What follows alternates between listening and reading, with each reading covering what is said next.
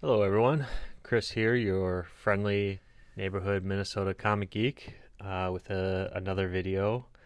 Into this video, the topic is going to be my personal 2024 comic collecting goals. What I've kind of want to do this year with going to new comic book days every Wednesday, to weekend sales, to the couple comic conventions that we have here in Minnesota. In past years, I've never really had a set out objective for a year of collecting or whatever. Just gone, just flew by the seat of my pants. Just go to conventions, go to the comic shops, just dig through bins, whatever, pick up whatever I like. But this year, I kind of want to be a little bit more focused. But before we really dive into the few objectives that I have, I would ask that if you enjoy this type of comic book related content, please give the video that old thumbs up and subscribe to the channel so that you don't miss any future videos. Hit the notification bell so you can get notified when a new video drops. And if you enjoy talking comics, then comment below. All three of these things will help immensely. Let's get into it.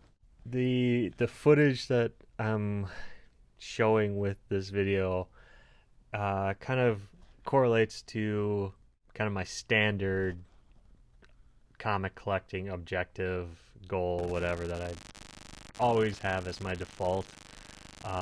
There was a small little sale this weekend. I went Friday after work. A local comic shop was just, I don't know, having a dollar a book sale to, I don't know, get rid of some inventory. So I swung by just to see, if there was anything I liked. But like I said, the footages of the books that I ended up with, every book was $1. Unfortunately, as you'll see in the footage, none of these books were bagged or boarded.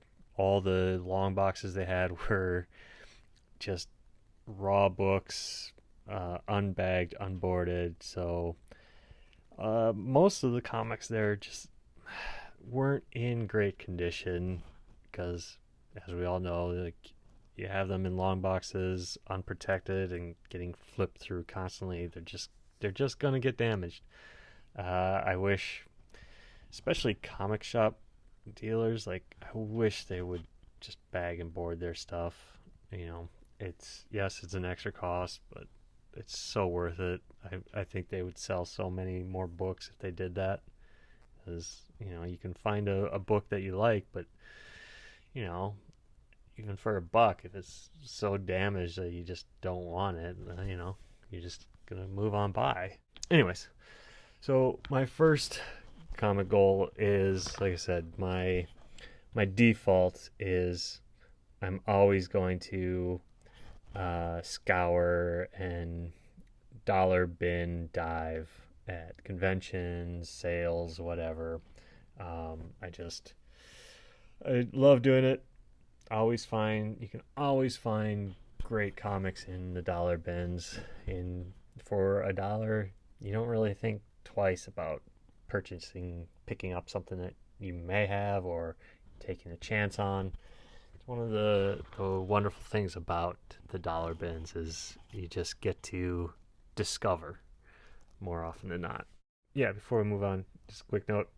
The books that I'm showing are a mix of modern, current, and kind of some late 80s stuff. Nothing too spectacular, but I ended up with 33 books for $1 a piece. They gave them to me for $30, so small little deal. The second objective for my goals this year is that I don't, while I will search in the dollar bins, I'm going to try and pare that back slightly so that I can start looking in the $2, $5 bins, getting slightly more quality books in the $5 to $20 per book range. These are books that will help fill in some run gaps that I might have. Books that are just slightly above that dollar book level. There's a lot of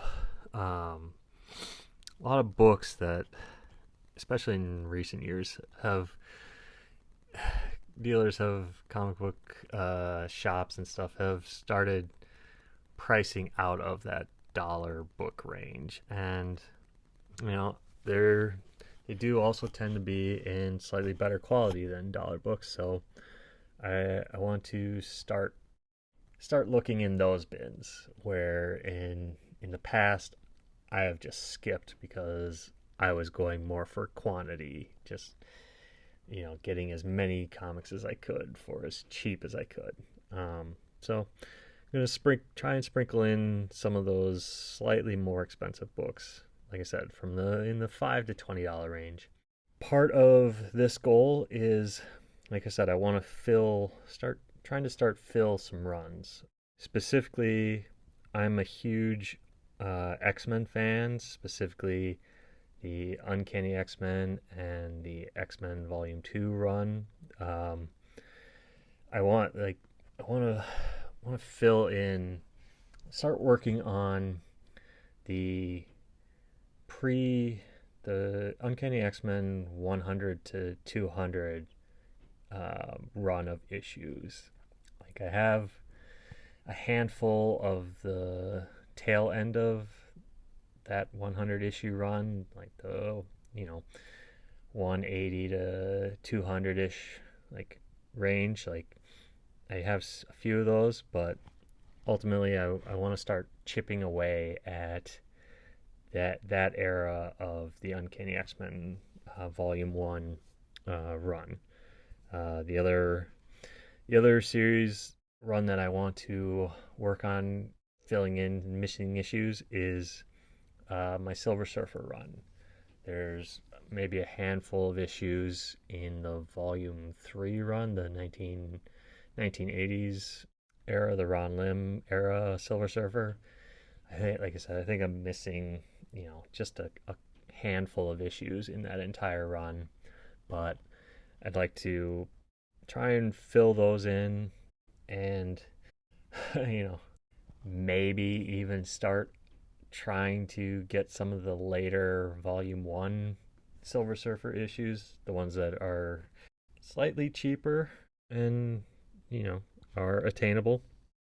The next goal is trying to acquire some more of my own personal grails.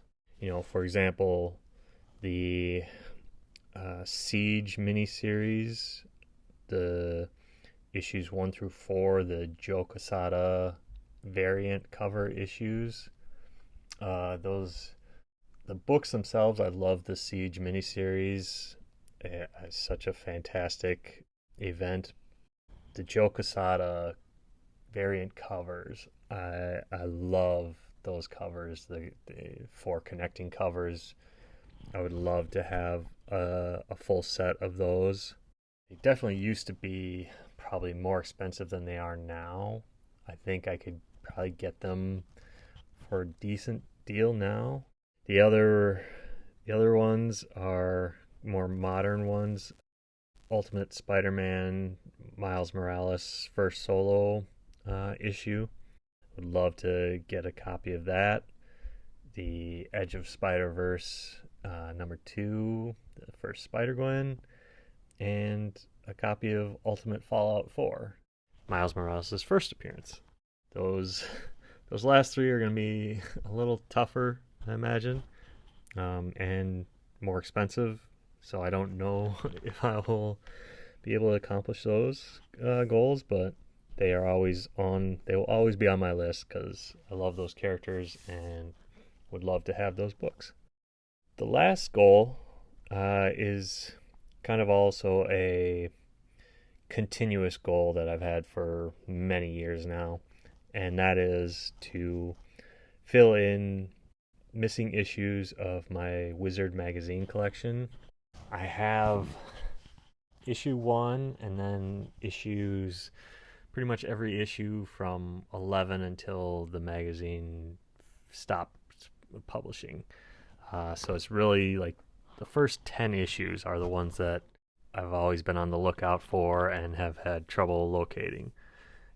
Funny enough, I've been able to get a couple of copies of issue 1, just no, I haven't come across any of the other first 10 issues, which is kind of weird, but yeah, I'd love to finish off that collection because Wizard magazine has a very, very special place in my heart.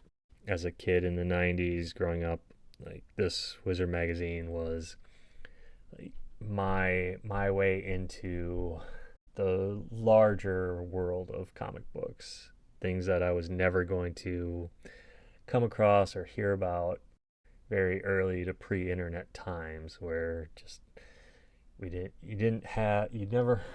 weren't exposed to so much comic information, especially living in a smaller town. Like,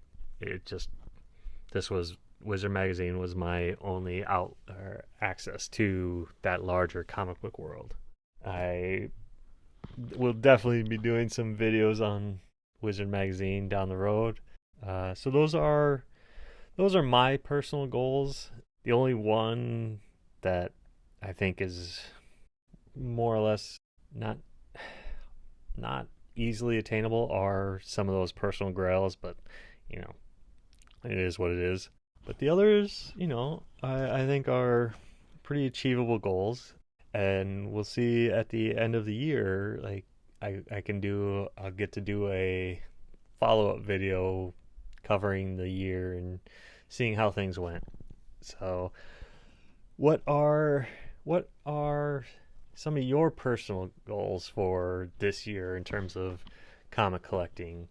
What do you want to accomplish? Do you have personal grails you're trying to acquire? Do you have runs that you're trying to fill? Do you want to start collecting something new? Like diving into the world of statues, diving into art books. Comment below. What are you trying to achieve this year with your comic collecting? Thanks for watching, and again, if you enjoyed this type of comic book related content, please give the video a thumbs up and subscribe to the channel. And if you enjoy talking comics, then comment below and let's talk some comics. See you in the next video.